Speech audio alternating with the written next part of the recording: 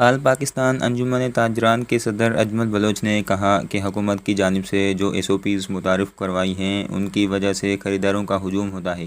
مختصر وقت میں لوگوں کی کوشش ہوتی ہے کہ وہ اپنی خریداری مکمل کریں، جس کے باعث رش میں اضافہ ہوتا ہے۔ رش کی وجہ سے کورونا کے خدشات بھی ہیں، جس پر صوبوں کی جانب سے سختی کرنے کی اپیل کی جاتی ہے، جبکہ حکومت کو اوقات کار پر پابندی ختم کرنی چاہیے تاکہ رش میں کمی ہو۔ نیشنل پریس کلب میں پریس کانفرنس سے خطاب کرتے ہوئے اجمل بلوچ کا کہنا تھا کہ اگر لاک ڈاؤن میں نرمی کا دورانیہ بڑھا دیا جائے تو رش کنٹرول ہو جائے گی۔ عید میں کل 7 دن ہیں اور لاک ڈاؤن میں نرمی کی پالیسی میں بھی 3 دن مکمل لاک ڈاؤن رکھنے کی ہدایت ہے، جبکہ عید کے دوران خریدار اور تاجر دونوں ہی پریشان ہیں۔ اجمل بلوچ نے کہا کہ تاجران کو دکانیں کھولنے نہیں دی جاتی، پولیس گرفتاریاں ڈال رہی ہے، اس سے زیادہ برا وقت تاجر برادری نے کبھی نہیں دیکھا۔ حالانکہ تاجر برادری ایسا طبقہ ہے جس نے ہر حالات میں اپنی حکومت کا مکمل ساتھ دیا۔ آج ایک وقت آ گیا ہے کہ دینے والے ہاتھوں کا شمار بھی لینے والوں میں ہے۔ تاجران کی مشکلات میں کمی کرنے کی بجائے بڑھائی جا رہی ہے۔ انہوں نے کہا کہ ٹائیگر فورس ابھی تک بروئے کار نہیں لائی گئی، اگر اس کو کام پر لگا کر انتظامیہ کے ساتھ عوام میں سماجی فاصلوں اور حفاظتی تدابیر پر عمل درآمد کروایا جائے تو تاجر اور خریدار بآسانی مارکیٹ میں آ جا سکتا ہے۔ بازاروں میں انتظامیہ کی جانب سے صرف تاجروں پر سختیاں کی جاتی ہیں، بڑے کاروباری سیکٹر میں کسی قسم کا کورونا نہیں، چھوٹے تاجر طبقے پر کورونا کی وجہ سے سختیاں کی جا رہی ہیں۔ انہوں نے حکومت سے اپیل کی کہ لاک ڈاؤن میں دکانیں کھولنے کا دورانیہ بڑھایا جائے اور 3 دن دکانیں بند رکھنے کی شرط بھی ختم کی جائے تاکہ تاجروں کو درپیش مسائل ختم ہوں۔